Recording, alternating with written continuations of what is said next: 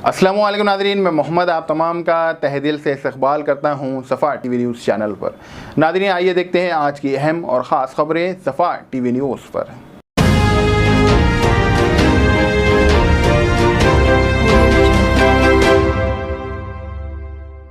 महिलाओं को, ज़ईफ़ महिलाओं को, बुजुर्ग महिलाओं को, 70 साल की महिलाओं को आप उनको मार के हाथ और पैर तोड़ देते हैं उनका, पुलिस तोड़ती है उनका, मध्य प्रदेश की पुलिस। यह आप काम कर रहे हैं। राजस्थान में हुआ, क्या कर राजस्थान कांग्रेस सरकार? भाई आपकी सरकार ने उनको परमिशन दिया। जब परमिशन आप देते हैं तो कैसा वायलेंस होता है? फिर घर जलाए जाते हैं, वहां पर दुकानें जलाई जाती हैं, टारगेटेड घर जलाए जाते हैं राजस्थान में, कर्नाटक में होता है ये। तो ये पूरे कंट्री में इतने 6-7 प्रदेशों में अगर हो रहा है तो ये देखिए, ये एक ऐसा नहीं है, पूरा प्लानिंग से हो रहा है ये। और आप टारगेट कर रहे हैं वो मुस्लिम माइनॉरिटीज को। सिर्फ क्यों कर रहे हैं भाई मुस्लिम टारगेट? आप पहले आप बोलते हिजाब नहीं पहन सकते, सेकुलर स्टेट है, गोश्त नहीं खा सकते, सेकुलर स्टेट है क्या? फिर आप कानून बना देते, फिर उसके ऊपर कहां पे रुकेगा बात? ये mob lynching, state sponsored violence, अब स्टेट कॉम्प्लिसिट वायलेंस, और संघ परिवार लो इंटेंसिटी वायलेंस कर रही पूरे देश में। ये परफेक्ट कर चुके हैं अपनी चीज को। लो इंटेंसिटी वायलेंस करते हैं, यहां करो, वहां करो, इधर करो। सरकार की जिम्मेदारी बताइए, सरकार की जिम्मेदारी है नहीं। आप सो रहे थे, कैसा दंगा होने दिया आपने? कितने पुलिस वालों को सस्पेंड किया आपने? कितने आईपीएस अफसरों को सस्पेंड किया आपने? इससे बात साबित हो रही कि आपकी पूरी रजामंदी से, जिसको हमने कहा अंग्रेजी का लफ्ज स्टेट कॉम्प्लिसिट वायलेंस है, बिहार में होता है, हमारे खिलाफ बातें करते हैं, बकवास करते हैं। कैसे मस्जिद के बजा के झंडा लगाते हैं भाई? आप बताइए, कैसे लगाते हैं कोई भी? इसका जिम्मेदार कौन है? मैं हूं जिम्मेदार उसका। तो ये सब चीजें हो रही हैं। सर, करौली में बीजेपी तो ये अरेस्ट करने की एक्सोडस हो रहा है हिंदूज का, और कोई पुलिस वाला बोल रहा है सर वहाँ पुलिस वाला एडमिट करे कि कैमरा पे गवर्नमेंट का फेलियर होता है इसमें। राजस्थान करौली में जो कुछ हुआ, मध्य प्रदेश में जो कुछ हुआ, गुजरात में आनंद हिम्मतनगर खंभाट में जो कुछ हुआ, कर्नाटक में जो कुछ हुआ, गोवा में जो कुछ हुआ, वहाँ की सरकारों की रजामंदी से ये स्टेट कॉम्प्लिसिट वायलेंस हो रहा है। और टारगेट पे कौन है? कौन उस प्रोसेशन का परमिशन देता है? सरकार देती है। तो सरकार जब देती है तो सरकार कैसे वायलेंस होने देती है वहां पर? और फिर मध्य प्रदेश में, राजस्थान में घर जलाए जाते हैं, दुकानें जलाई जाती हैं। आस्था के लिए आस्था मेरी आस्था नहीं है क्या? मेरी आस्था भी हिजाब पहनना मेरी आस्था नहीं है। तो आप एक काम करिए ना, फिर जितना एक्सपोर्ट होता है गोश्त उस दौरान में बैन करिए इंडिया में। मैंने गोश्त का एक्सपोर्ट आप बैन नहीं करेंगे क्योंकि आपको डॉलर मिलते हैं। और वो जो मासूम बेचारा जो दिन में 100 रुपये 200 रुपये कमाता, उसके कारोबार को आप लगाते हैं। आस्था की बुनियाद पर देश चलेगा या संविधान के ऊपर चलेगा? बता दीजिए आप। फिर मेरी आस्था क्या क्या होगा बताइए? मेरी आस्था भी है, रमजान है, फिर शराब की दुकानें क्यों खुली पड़ी हुई है? क्या देश संविधान से चलेगा या आस्था पे चलेगा? आप यानी आपकी आस्था सबसे इंपॉर्टेंट है और दूसरों की आस्था क्या भाड़ में जाए? आपने हिजाब की बात की तो कहा नहीं भाई यूनिफॉर्म है, फिर यहां पर यूनिवर्सिटी में क्या गोश्त खाना क्या आस्था आ गया? कहां से देश कौन सी राह पे जा रहा है? बीजेपी को, संघ परिवार को हम शुरू से कह रहे हैं कि जिस राह पे आप इस देश को लेकर जा रहे हैं, इससे देश कमजोर हो, और देश कमजोर हो रहा है। ये सरकार की जिम्मेदारी है। तो आरएसएस कहां से सर? आप आरएसएस को, हाँ, आप आरएसएस को नहीं जानते, हम जानते हैं ना। आरएसएस का स्टेट वायलेंस बोल रहे हैं। आपको हम बोलेंगे किताब पढ़ो, we our nationhood defined, bunch of thoughts. ये 2 किताबें आप पढ़ लो, जिसमें आरएसएस के उस वक्त के सर संचालक खुद कह रहे हैं कि जब जुलूस निकलता था तो मैं बाजा बजाता था बोल के।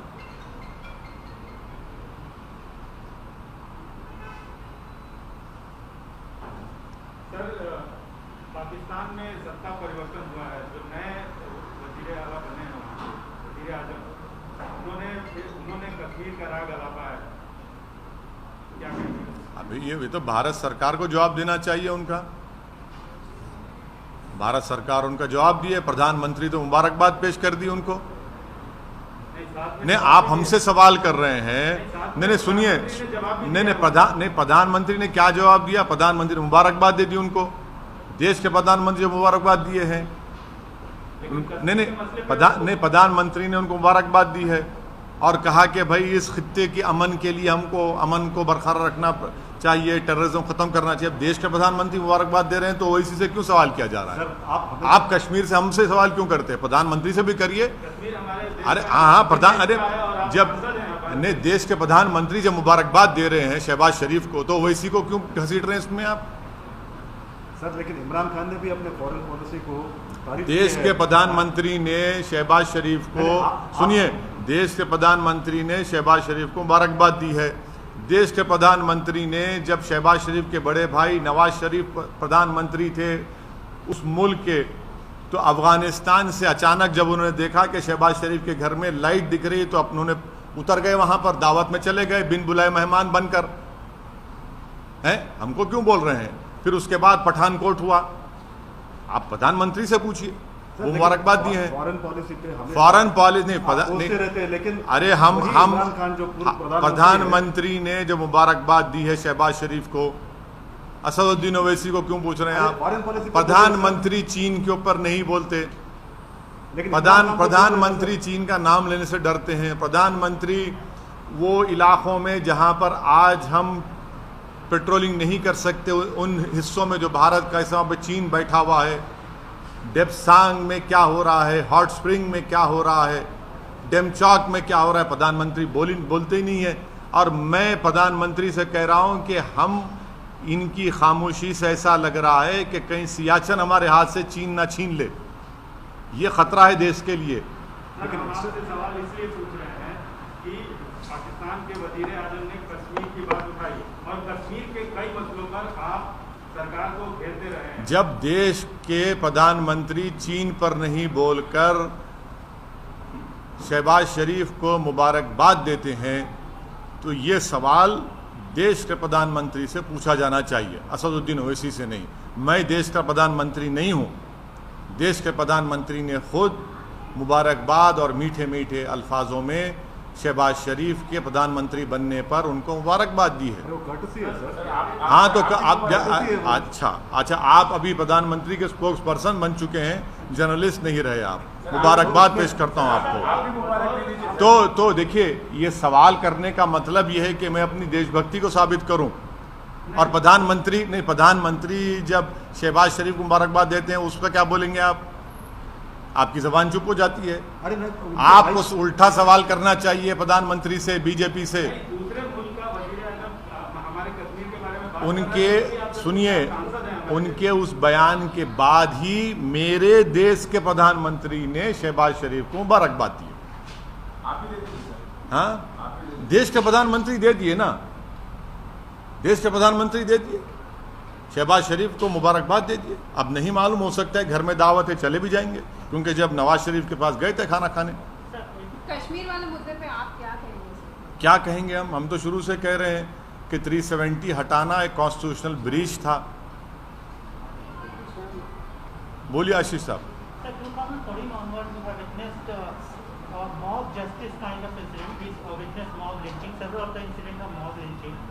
Now a new trend has emerged. It's called sending bulldozers and demolishing houses of certain persons who are yet to proven guilty or accused in court. You see, this is clearly a state complicit violence. Number one. Secondly, this is a collective punishment being given to one particular community. Third, this is a grave violation of Geneva Convention. Fourth, under what law the government of Madhya Pradesh has demolished houses of the Muslim community? Fifth, if they were illegally built, you cannot arbitrarily demolish any house. You have to give a notice. Sixth, you can regularize those houses. Seventh, it clearly shows their biased attitude of the Madhya Pradesh BJP's chief minister and his government towards the Muslim minority, because It is a state complicit violence. Earlier it was state sponsored, then it was mob lynching, now it is state complicit violence, and they have failed in protecting the properties and the life of a particular Muslim minority community. And the last point which I want the people of India to remember, how is it that the old Muslim women were assaulted? 70-year-old Muslim women, their elbows were broken, their heads were smashed. Who did this? It is the Madhya Pradesh police. What justification does the BJP government has towards this attitude? Almost similar kind of violence we have witnessed in Rajasthan also. Yes, it is. Yes, in what has happened in Rajasthan, Karoli is equally condemnable. Targeted violence has taken place. The Congress government of Rajasthan has supported this state complicit violence. They were the ones who gave the procession permission for RN procession. It is their responsibility, constitutional responsibility, to protect life and limb and to maintain peace, which the Congress government has utterly failed. And it is their responsibility, and whatever violence has taken place, it is the responsibility of Rajasthan-led Ashok Gehlot government.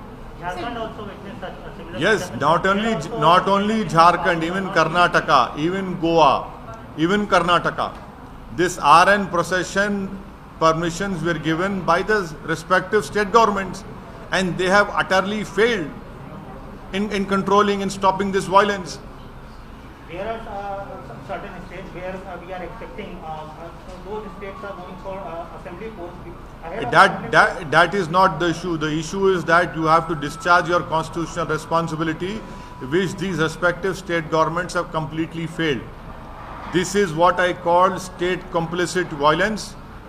And once again, the Muslim community has been targeted in what happened in all these states in this RN procession. Sir, Shivraj Singh Chouhan ने bulldozers चलवाए, आप कह रहे हैं Muslim community को target कर रहे हैं क्या? बिल्कुल।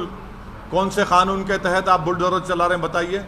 इलीगल कब्जा था। इलीगल कब्जा था तो आप नोटिस क्यों नहीं देते? क्या इलीगल कब्जा सिर्फ मुसलमानों का है, दूसरे लोगों का इलीगल कब्जा नहीं है? बड़े बड़े जो बिल्डिंग खड़ी हुई हैं, चाहे किसी भी हो, उसका नहीं है। अगर आप इलीगल है तो आप नोटिस दो उनको या रेगुलाइज करो उनको। एक गरीब का टीन का शेड तोड़कर आपको कौन सी खुशी मिल रही है? ये तो सैडिस्टिक प्लेजर ले रहे हैं आप इन चीजों को कर आप मॉब रूल कर रहे हैं आप। BJP is calling it as exodus. What do you want to say? BJP is calling it as exodus. Where? Rajasthan. What happened to the violence? If exodus is happening, then what is the Congress-led Ashok Gehlot government doing? How is it that targeted shops are targeted and they were burned? I can show you videos of targeted burning of shops in Rajasthan, Karoli. It is that government has failed in controlling the violence, and the Sangh Parivar has mastered this art of low intensity violence.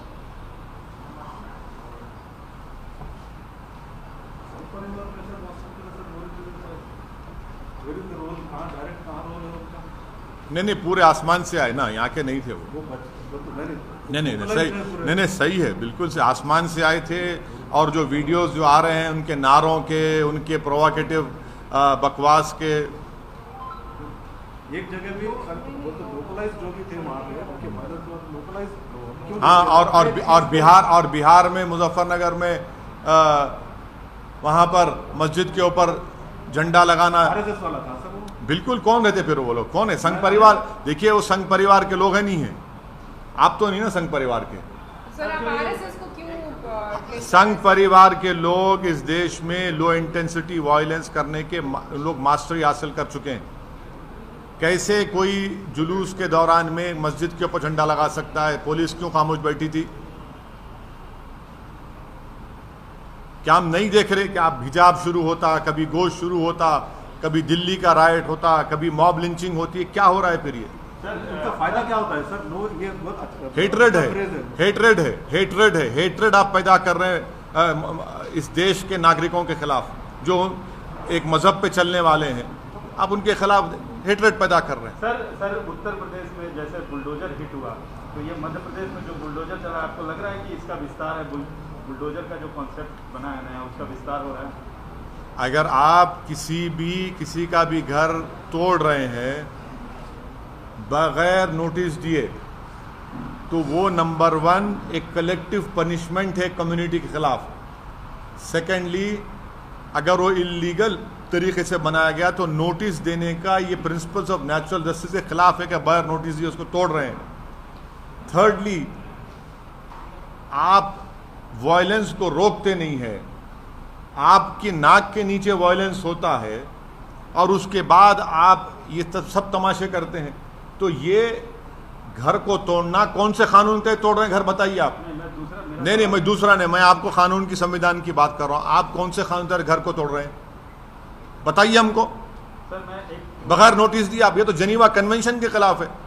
वो आपकी बात सही है sir, नहीं, मैं सही बोलता हूं ना, गलत कब बोला हूं मैं? वो एक मानसिकता जो जैसे बुलडोजर जो यूपी चुनाव में हिट हुआ, तो एक तरह से अप्रूवल मिल गया कि हाँ इस तरह से मध्य प्रदेश में आप जो आरएन प्रोसेशन में जो वायलेंस हुआ उसी पर स्टिक करिए। मध्य प्रदेश में जो घर तोड़े गए मुस्लिम समाज के, वो कौन से कानून के तहत शिवराज सिंह चौहान बीजेपी ने तोड़े बताओ हमको।